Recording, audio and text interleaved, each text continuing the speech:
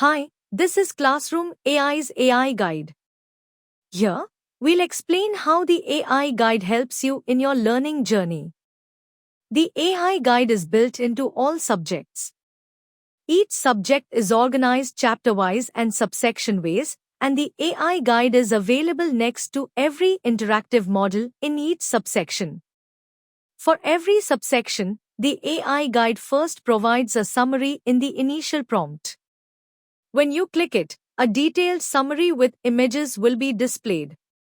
Each subsection includes multiple images to help you visualize the topic.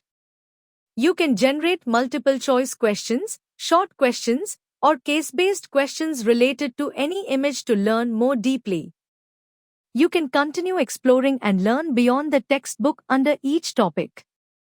If you have a question about any subsection, simply type your query or use voice chat to ask directly, and the AI will respond with exactly what you need.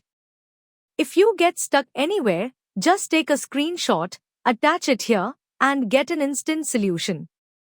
If you want to test your understanding of what you've learned in a subsection, use the Brain Bounce feature to take a quick quiz.